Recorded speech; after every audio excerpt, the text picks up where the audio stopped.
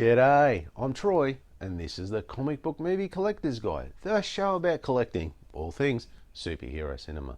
And today we're going to take a gander at Spider-Man and His Amazing Friends seasons 2 and 3 on DVD. And we're going to try and answer the question, shouldn't they have been the X-Men and not the Spider-Friends? I don't know. What do you say we get into it?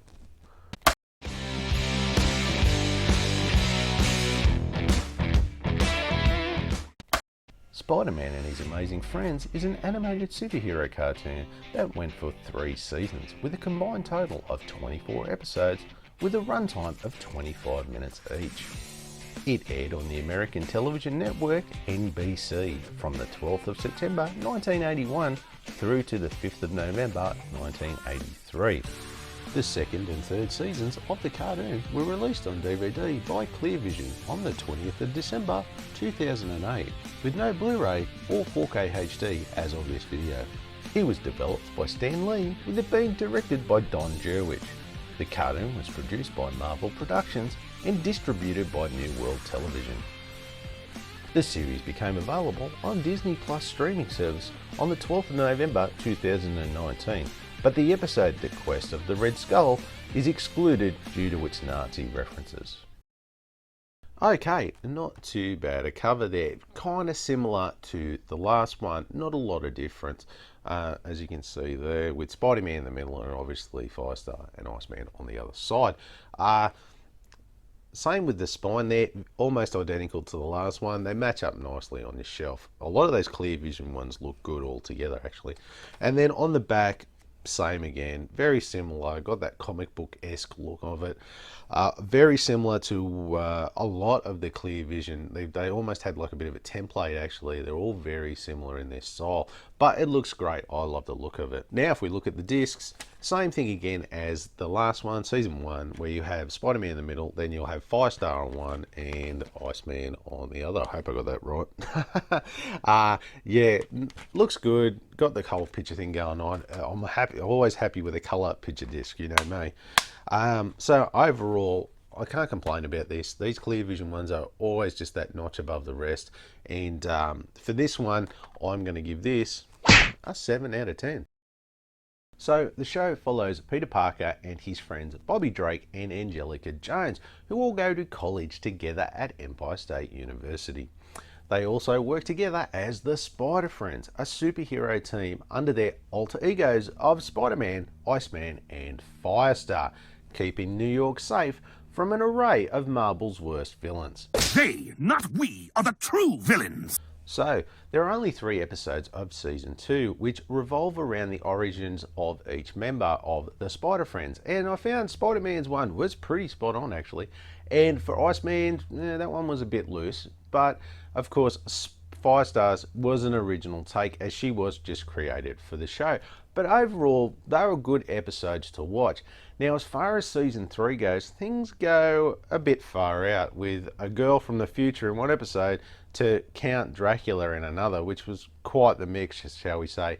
And of course, they also try to get over Video Man again with the fans, with him really ending up being the only reoccurring villain on the whole show, which, look, was a bad idea as the character was pretty poor. And they were only there to capitalize on the video game craze of the early 80s. Stupid new American fad. And another thing that gets pushed in these 2 seasons is the X-Men. It's almost like they are in every other episode. And I know that's probably hard for it not to happen when 2 of the 3 Spider Friends are mutants themselves. But it starts feeling more like an X-Men cartoon guest starring Spider-Man at times. Look, overall, some episodes are good and some episodes not so much, but still a solid cartoon nonetheless. So that's why I'm going to give this a 23 out of 30.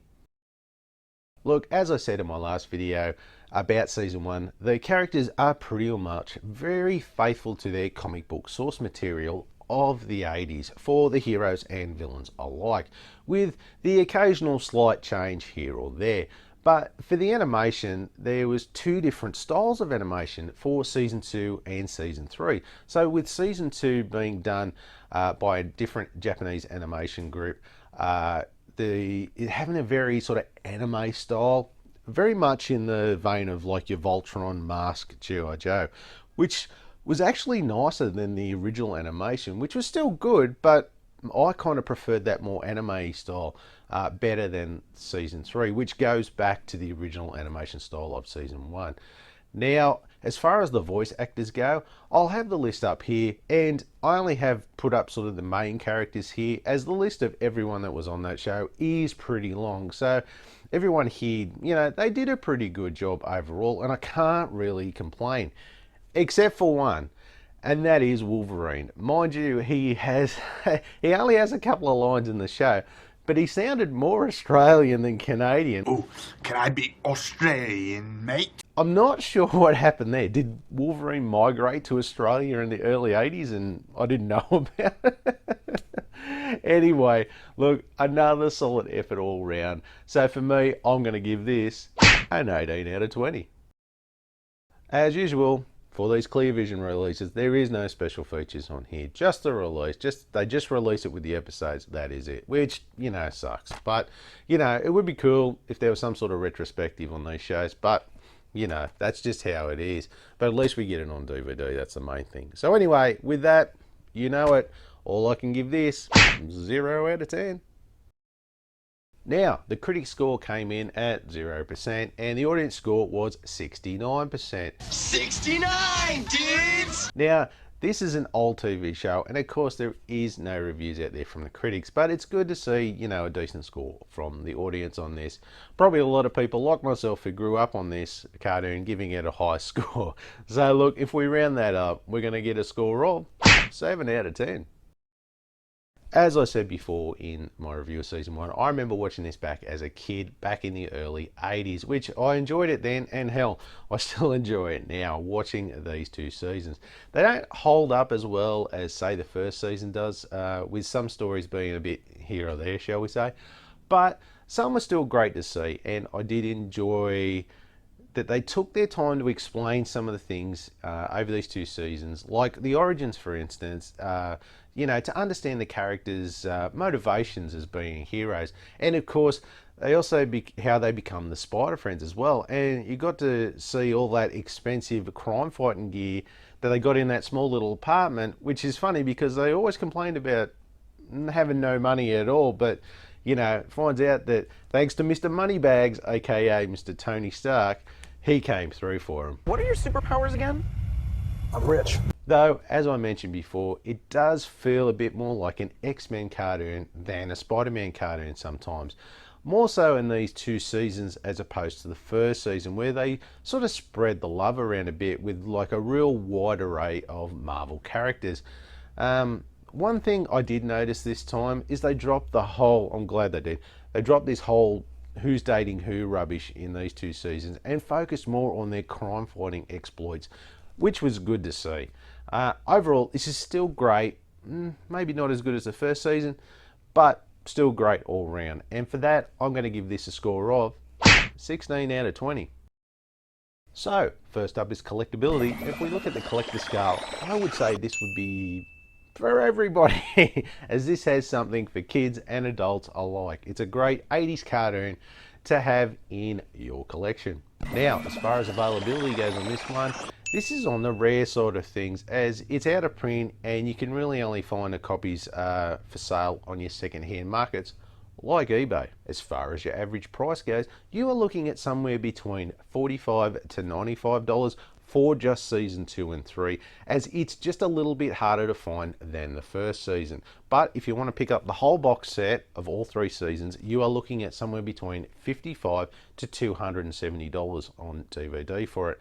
So look, it really pays to shop around, as the prices really do vary heaps. And of course, there is nothing for Blu-ray or 4K HD as of this video. Now, for the final score, we get a grand total of 71 out of 100. Now that's a good score for another great 80s Spider-Man cartoon. So look, we asked the question, shouldn't they have been the X-Men and not the Spider Friends? Yes! And no too. Look, even though we did get a lot of the X-Men in this show, you still have to remember one thing. Who is the cash cow around here? And that's the guy with the name on the title, Spider-Man. I'm the star of the show. So if you like this video and you want to see some more of my reviews, why don't you go click that one there? Or maybe you want to see some of my collection updates. I've got you covered too. Why don't you click that one there? And of course, don't forget to throw me a back like and do the most important thing. Hit that subscription button. Thank you again for watching, and I'll see you next time.